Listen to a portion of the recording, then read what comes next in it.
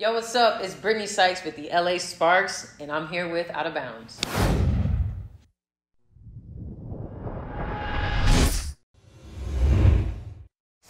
All right, everybody, welcome back to Out of Bounds. We are here in the studio in the flesh in Atlanta, Georgia. I'm here joined by Slim, Syracuse's finest, one of the greatest players in Atlanta Dream history, back again with the LA Sparks, one of the lockdown defenders in the league. It's Brittney Sykes. Brittney, how you doing today? I'm good, man. Nice to be here. I appreciate being here. Oh, that's great.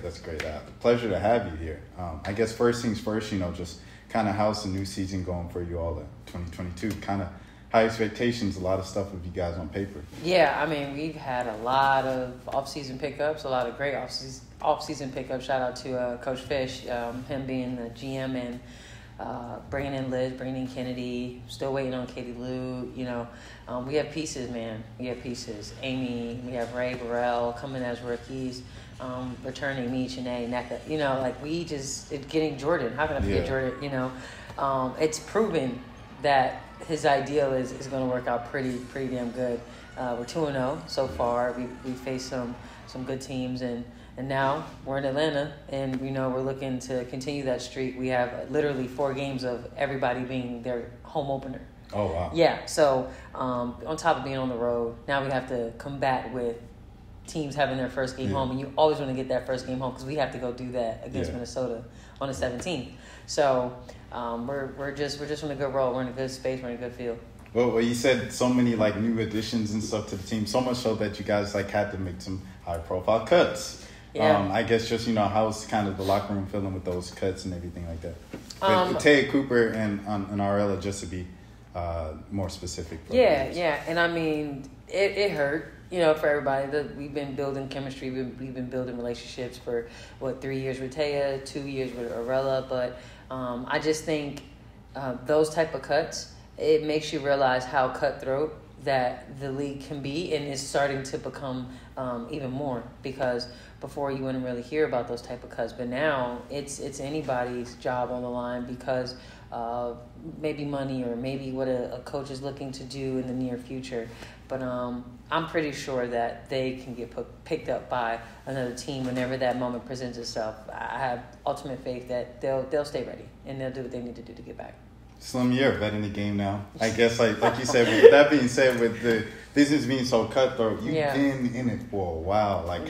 How appreciative are you just to still be here? I'm thankful every year. Every year I go to a training camp, I never ever think, my spot's guaranteed. I've always made it to where it's my spot to lose, So I just go in with the mindset of every year I go into training camp, I'm going there to solidify my spot and make it known that, I'm not going anywhere. I'm going to do what I need to do. You don't have to give me a favor. You don't have to give me a lookout. I'm going to look out for others, and each year that I go up higher in the ladder was year 6 now for me. Yeah. I didn't imagine doing the things I'm doing these past 2 years that I did in my first 3 here in Atlanta. Time changes, people change, but that mentality never changed for me. I always stayed ready.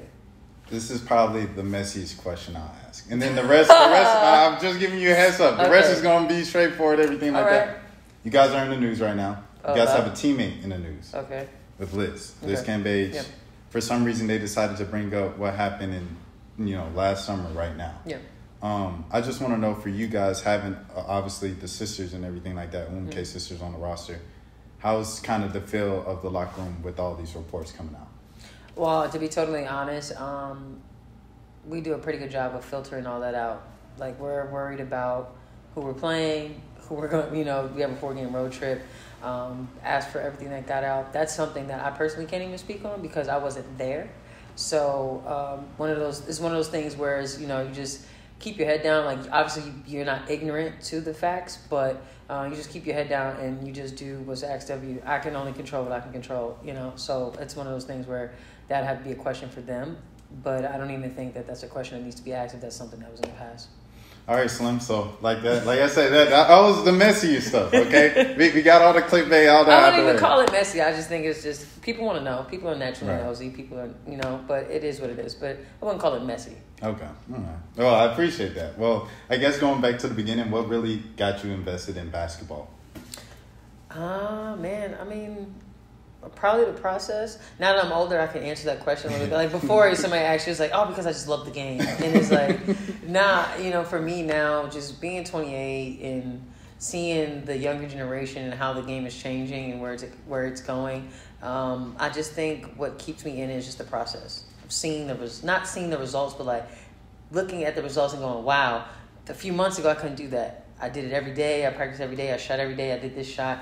And now I have the confidence behind a lot of things that I do in my game. So I think it's just the process. I think that's what has kept me in it, because that's ultimately what you're going to always keep doing. You're just going to always keep processing things, the game, practice, your own individual workout, seeing other people work out. It's just always a process involved. So I think it's a process for me. When was the first moment like you fell in love with the game?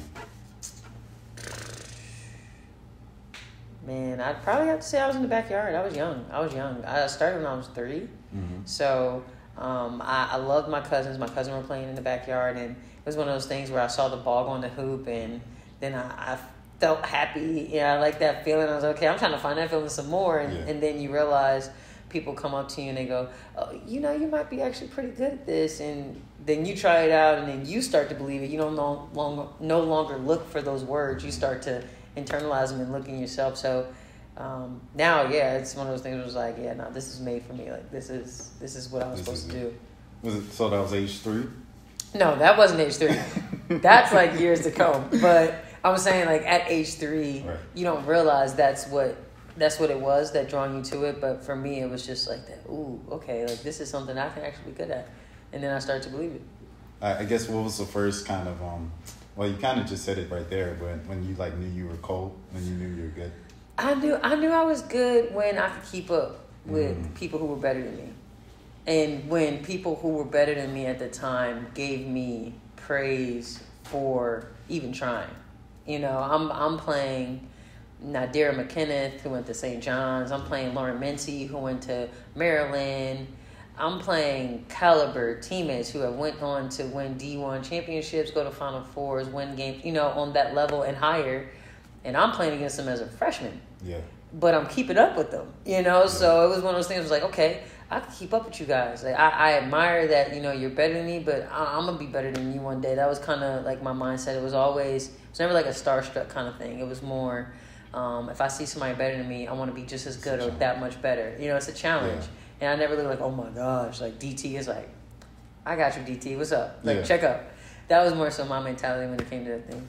How much money do you think you would have on, like, I guess, endorsements and stuff like that if people value defense as much as they do offense? I mean, they do value defense. They just don't talk about it enough. Everybody's all hit and hooked on the offense and lobs and, flashy passes. But those who truly, truly, truly love the game of basketball and watch the game of basketball, they realize it. So it's never one of those things where I'll never feel like overlooked, because those who know. As long as I know, I'm good. Yeah. Like, it really don't matter what anybody else knows or thinks. As long as I know that I'm playing the best basketball and the best defense that I can bring and control all my controllables, everything else wipes out. Everything else cancels out, because it's all on me. I don't look to put it on anybody else or put that pressure on anybody else. It's all on me. How do you feel about the game today with the internet? Because obviously when you were coming up, it was prominent. Baller's Life was there and stuff like that, but it's not like what it is now. Yeah. Where these kids are celebrities and stuff like that. Yeah, so, man. You're not even talking about just going up against a top-ranked player. You're talking about going up against a kid with 100,000 followers and a blue check, and they walk in and all the kids are taking pictures and signing autographs. Like, how do you feel about kind of that progression of the game? Do you think it's good for the kids, or like, how do you feel about that? I'll always say things are good in moderation. Like, I'll never say that, like, oh, they're not supposed to do that. That's not the game. The game is going to change. Like, before, when we had the game change, the old heads before us were, nah, you can't do that. That's not right, But nowadays, you have these kids that are making money off of their NIL, right? Yeah, name, image, likeness. So NIL deals. They're coming in, like you said, and it's crazy to me that that's something that we mention now, because it holds weight. Where you go, this kid has 100,000 followers. He has a blue check. And it's like, okay, that gives him some status. Yeah. But that's today's game. But at the end of the day, you still have to play. Mm-hmm. So all of that stuff does not matter, once you get on the floor. Because there have been some names, and I can't name them, because that's just not nice. But I'm just saying, there has been some names where they've gone out on the floor, shit at the bed. And that's okay. Like, it happens, and, you know, it's what you do after. But most people don't know how to make it back from that type of negative image likeness. Yeah. So, I think it's good in moderation, but it's just crazy too. It's still unfolding. Like, people are still getting used to it. I'm interested to see how it will translate into the league. Yeah. When it comes to these kids getting all this money in the league, and then now we're talking about our own CBA agreement, and now kids are probably making way more than they will as a rookie. So, you know, that's something that has to be thought about, to where these kids are making hundreds of thousands of dollars in college, and then they get to league in their first 4 years, they're not making that for sure. Yeah. So that's just something it's honestly going to bring some change, whether people like it or not. But it's definitely going to bring some change, and it's going to force people to expand and open their minds wider to what is now. Slim, what gives a player that dog? How do you get that dog? It just, either you have it or you don't. I just think it's one of those things where, obviously, environment, but dog is a mentality. Mm-hmm. You know, like, yes, your environment can help add to that dogness, but it's just something about not letting a person do something. You know, like, whether it's defense, whether it's scoring you, whether it's, I'm not going to let this person embarrass me one more time, or I'm not going to let this person get 3 dribbles. Yeah. It has to be in you, and yeah, it can be learned. You can watch it, you can see it in other people, but that's just something that you got to look in the mirror and be like, I'm a dog. Yeah. But not only say it, but really be about it. Have somebody feel you. Like, I don't know if you ever had somebody, you felt somebody that's like, the pressure. Like, you feel it. It's like, damn. The presence, You know what I mean? So I hope that I bring that every night. I hope that people feel it every night. They don't got to fear me. I'm not nothing to fear, but you will prepare for me, you know, type of thing. Well, what was your environment? When you talk about the environment creates that dog, what was your environment like going on? Man, I mean, we talk about basketball. I had coaches who were just on me. They held me accountable every day, all the time. Friends that hold me accountable for my actions, my words, how I go about my life. It's just one of those things where I was around very, very competitive people. Mm-hmm. So that kind of brought it out of me. I was already a competitive person, but then you get around these other people who are like-minded, and they go, okay, well, now you got 3 people in the middle of the paint who don't want to lose. Yeah. Somebody got to lose, you know? So it's one of those things where that dog starts to come out, and you start to filter out, okay, this is ego, and this is me just not wanting to lose. And I had to learn that. It comes with the game of being a dog, whether, you know, you take things personal or you just take things to the chin and keep on pushing. So I guess on a personal level. Okay. Because now you talked about on the court. Well, what about in your personal life? Was there anything that helped shape you kind of get, I guess, you know, like I'll take charges and everything, like, you know, kind of the way you play it now? Anything that affects you now? Honestly, I think for me off the court, I was always the funny one, but I was always the one that, like, got the most jokes cracked on. So I was a skinny kid, had the skinny pants, you know, like, not clothes falling off me, but I got some space, I got some air. I might be able to, I don't know. You might be able to relate. I mean, you know, so it's just one of those things where I developed a thick skin. And not to say that people were, like, picking on me and bullying me. It happened in, like, 7th grade with my teammates, but I think being around that and enduring that actually helped me, you know, grow that thicker skin and kind of started chipping at the ice of becoming a dog, you know, facing those things. And I was like, people talk trash to me, I'm like, okay, I'll talk it back. But, you know, it doesn't hurt as much as it did. It doesn't hurt at all, but, like, obviously going through the game in the beginning, man, what? I was soft. I was soft, but my high school coach, she really thickened my skin. She put me in what we call, like, the doghouse.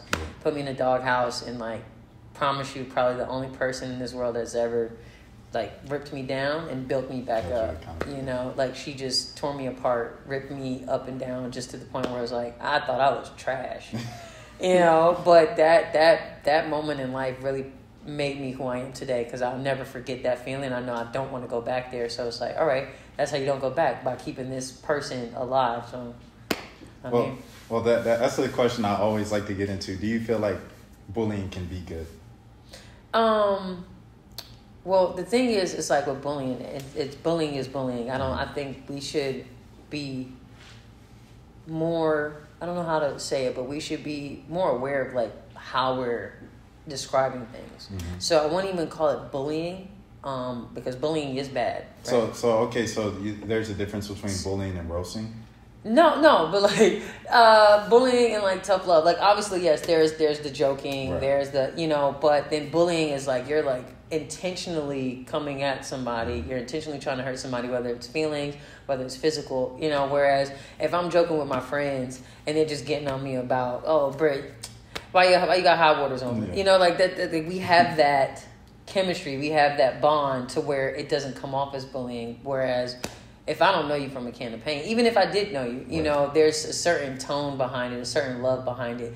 But if a person does feel like they're being bullied, then they're being bullied. Like right. You can't take away how somebody's going to feel.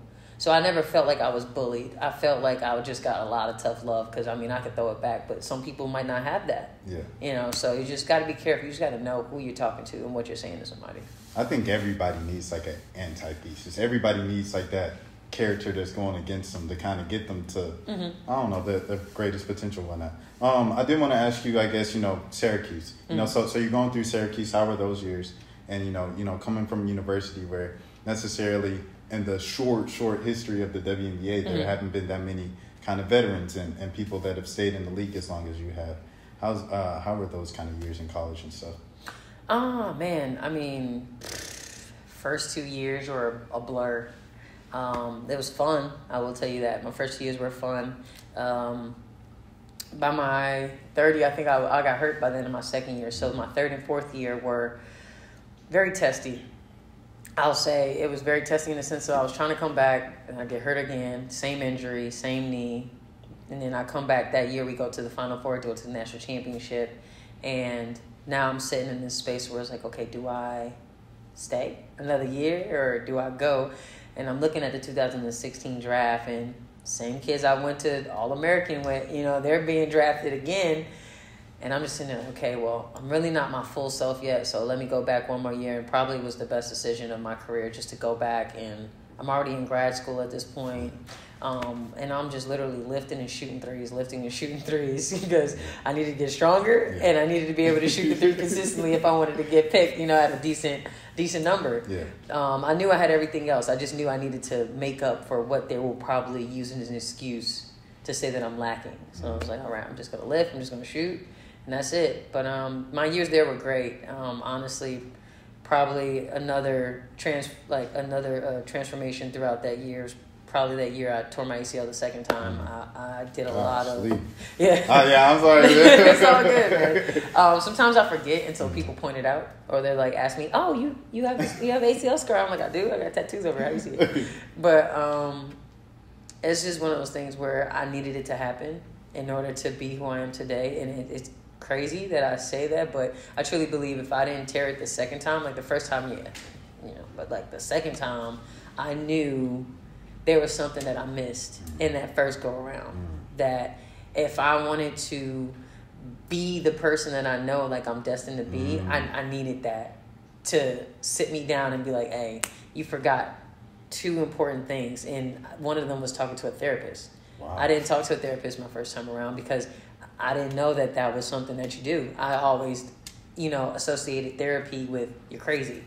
Yeah. And especially like just in the African American community, that's not something that you hear as a norm. People just going to talk about their feelings is not a norm, So being in Syracuse and being introduced to Dr. Randall.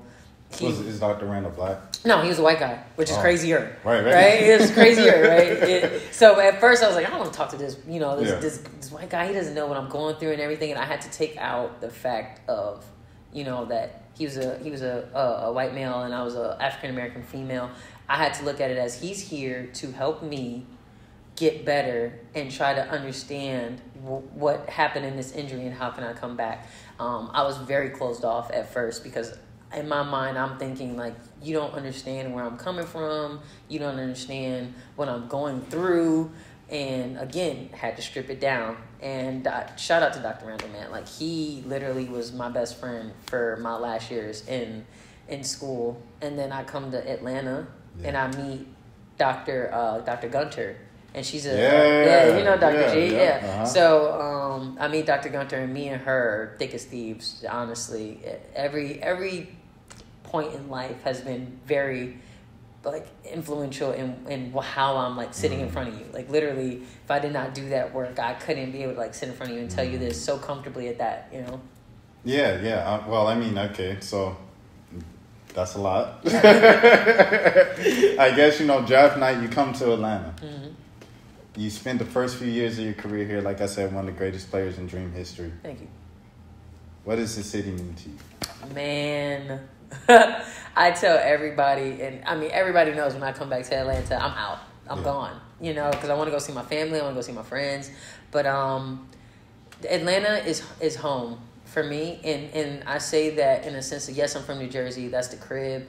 Yes, I'm in LA, that's my home now. But like Atlanta has such a big place in my heart because it was one of those places where I come from college. College is like a utopia. Everything is done for you, But then you get to the pros, and I'm here by myself. Like, yes, I have family, yes, I have friends, but I really had to grow up in those 3 years and kind of figure out who it is that I am, or who is it that I want to be. And Atlanta helped me figure that out. When I got to LA, I kind of already knew, like, okay, this is who I am. Like, I have my identity. But then it kind of furthered. But in Atlanta, for sure, coming out of college, I was a noodle.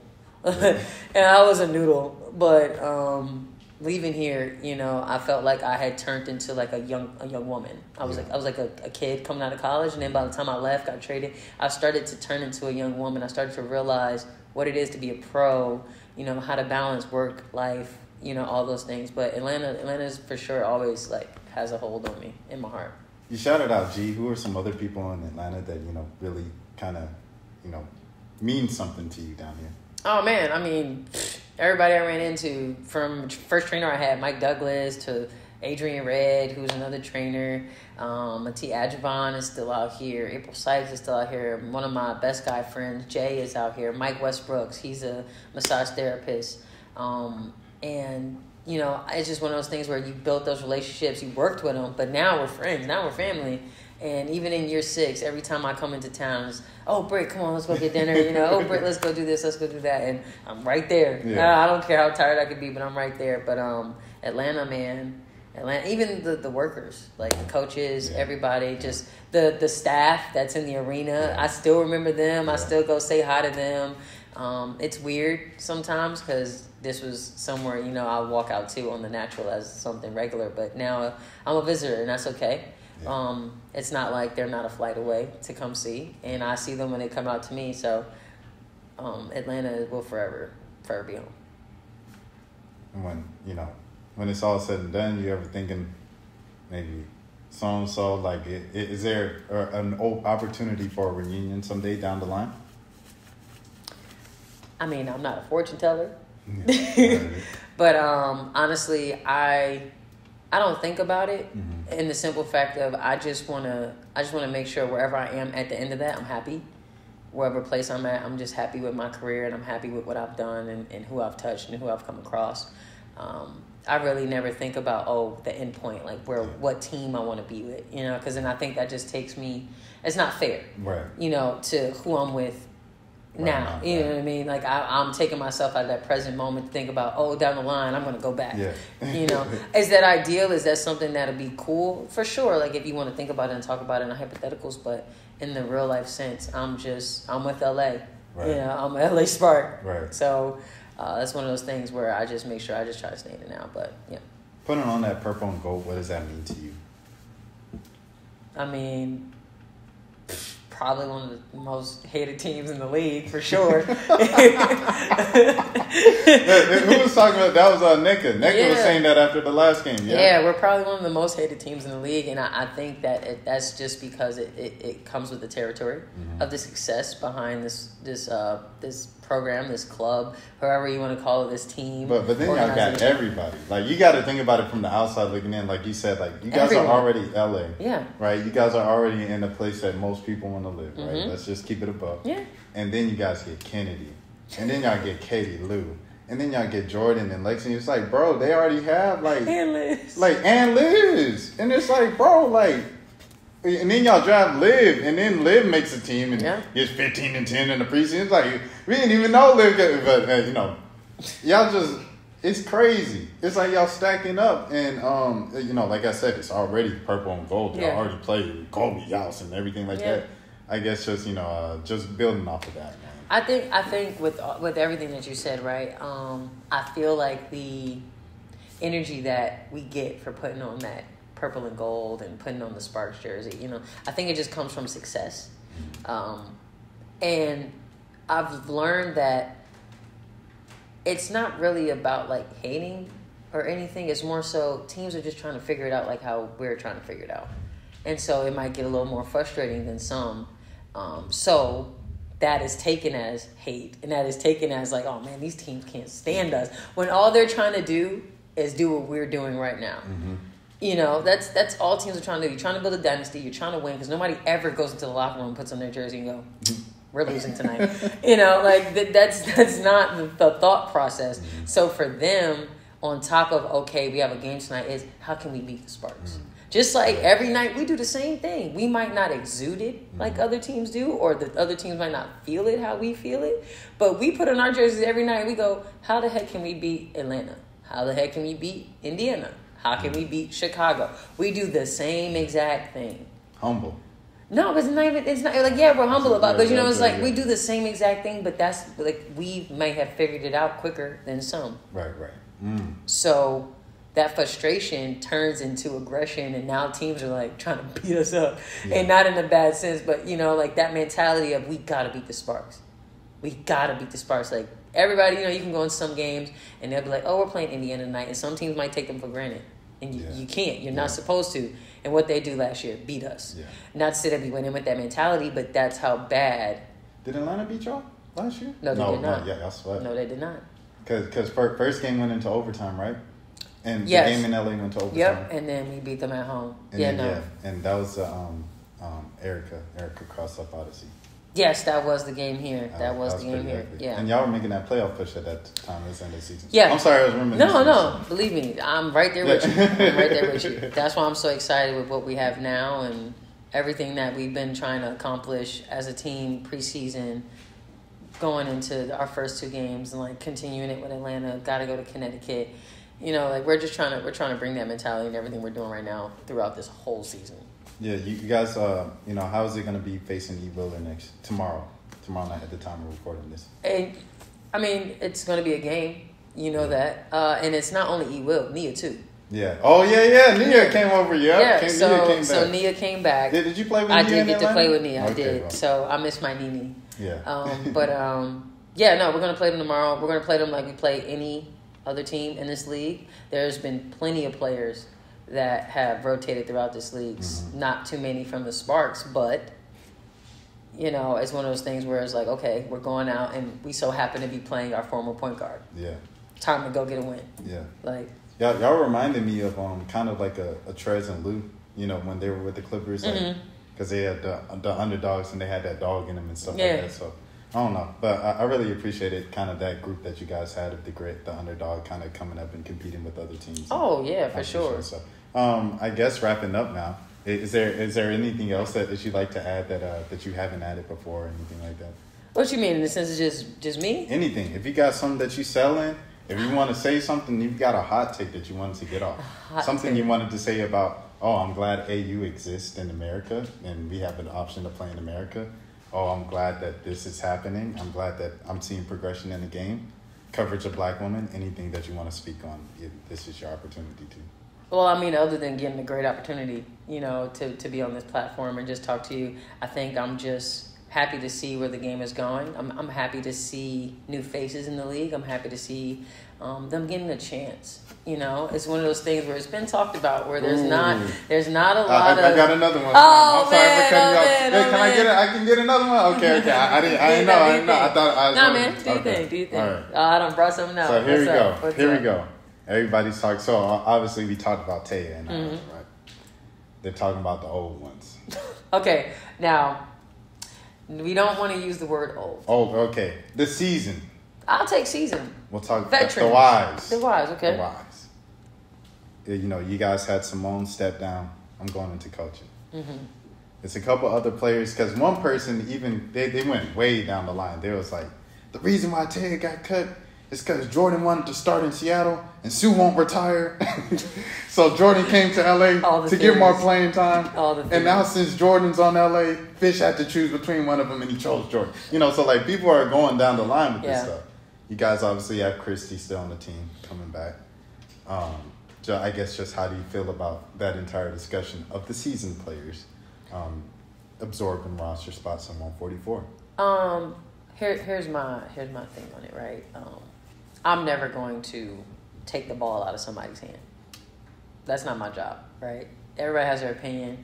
My only thing is, if you have a contract, if you have a spot on the floor and you can look yourself in the mirror and you can say today, the next day, that whole season that you are giving it 100%. You're on that floor, you're with your team, you are contributing in some fashion, you're not taking away, by all means, have that spot. But if that is a spot that can go to somebody that can do above and beyond, I'm not saying give it up, but just be honest with yourself. That's for anybody. That's across the board. It doesn't have to be because you're a veteran of 15 years. You could be in your second year and be like, you know what? This ain't for me. So why fake the funk? You know, because now that's not stopping the game from growing, but you're stopping an opportunity for somebody who can really, really come in here and that really wants to be here. They keep saying, oh, there's 144 spots. There's really only 10. Like, you know, there's really only 10. You got contracts, you got agreements, you have training camp contract. It's a lot of things that are getting real, you know, iffy and shifty nowadays. So that's just one of those things where I just want 144 players in this league who are giving it their all. Yeah. Because there's people overseas who are itching to want to have that spot and get that moment, you know. And I always tell myself, I want to dribble the ball, I want to play until God says, like, hey, son, put that down. Like, give it to somebody else. I'll never want to be in a position where it's like, I know I can stay because of who I am and not because of what I can do. You know what I mean? Because of who I am, that's why I get to stay. Yeah. When it's like, I barely touched that court. You know, so it's like, why not give somebody else a chance to touch the floor and make a change, make a difference? Because who's to say that person, that's somebody in the crowd, that they need to see that person so they know that it's possible for them. Right. They don't see themselves. So most people don't think, oh, I can't do that when they don't see themselves. But if you see a few of you, it's like, oh, okay, I might could do that. I might could get where they can get. And then their journey to the league is an inspiration for somebody else, because everybody has a different avenue into this league. Like, there's been so many gateways into this league. People probably walk into practice by accident and get a contract, you know? Like, you just never know, but you don't want to be that person holding that opportunity up for somebody else. That's how I truly feel about the situation. How'd you feel when Simone stepped down? I was sad, man. Oh, I thought you would have been like, oh, it's commendable. No, I mean, yeah, like, obviously, yes. Like, she made a decision on, like, her body, her health, and wherever got her to that final decision. But I was truly sad, though, because even though they step away from the game, you're still losing that person, like, out of the game. That's something that I look forward to seeing. Just like when we talk about it, I guarantee, like, rest his soul, the day Kobe stopped playing, everybody was sad. Like, you were excited, but you were like, damn, I'm not going to see Kobe anymore. That hurt, yeah. It hurt. So when Simone finally said, all right, I'm not going to I'm going to put the ball down, I'll go to coaching, I was sad, because that was my position as somebody that I watched, as somebody that I tried to emulate when it comes to killing on the elbow. Yeah. You know, she was one of those people that I looked at. And to have her not on the floor, but to still have her in our presence, I take that with me. You know, that sadness went away because I'm like, oh, she a coach? All right, bet, cool. I can still pick her brain, because that's what you also lose. Right. You lose having that access to somebody that fast and that easy when they step away from the game. Because who's to say that when they step away that they're going to want to be around? Right. So they could Tim Duncan just like, where's Tim Duncan? We don't know. Probably on the island. Right, exactly. So, you know, that's one of them things, though. You know, you might have a phone call or not, but it's nothing like being able to sit next to him and be like, hey, let me pick your brain real quick. Yeah. So I'm grateful that I have her as a coach. I was grateful that I had her 1 year at a team, as a teammate. But yeah, man, that's really the thing about it. Just be honest with your position and where you are in your career. That's it. All right, Slim, I'm gonna let you go. But were you on the 2018 team in Atlanta that went to semifinals? Yeah. And you think about that, when you think about that group, like just how special, because that was a crazy run. Yeah, we had a nasty group too. Like you got to think, because Angel was out. Yeah, Angel was out. Well, did she? Yeah, she was out. She was out. I'm thinking about the third year. It was the Georgia Tech year. Yep. Mm-hmm. First 2 years, Georgia Tech. Shout out to my home. Right? But, man, that year was special. We got a new coach. We kind of started to figure it out early, so that's how we kind of hit our stride. The teammates I had, we were fun. We were having fun on and off the court. It was a beautiful thing. That was Monique Billings. She's my rookie. Yeah. You know, that was her first year. So I was out of that whole thing. I was more happy that she got to experience that as a first year. Mm-hmm. My first year, we lost 10 in a row. Like, you know what I mean? We lost 10 in a row and did not go to playoffs. So for her to come in as a freshman, as a rookie, and get to go to the semifinals and then play a team like Washington, you know, who ended up ultimately winning one, you know, a couple years later. So it's one of those things where it's like, okay, I can kind of take that loss on the chin a little bit better because at least I know that you contended, you know. But man, that year was fun. Yeah. That year, if I had one word, that year was fun. Yeah, I think Nikki was coach of the year, everything like that. But I got to wrap it up now. We out of time. Okay. Sean Milligan out of bounds. Brittney Sykes. Brittney, say something to the people. Where can the people find you? All that good stuff. All right, well, you know what? You can find me on Instagram, Twitter, and all social medias. It should be all across the board except TikTok. But my social is Britt Bundles with the Z at the end. And if you're on TikTok, it's with Britt Bundles and 15 at the end, 15. Brittney Sykes, until next time, I'm Rashad Milligan. Take care of yourselves. Thank you.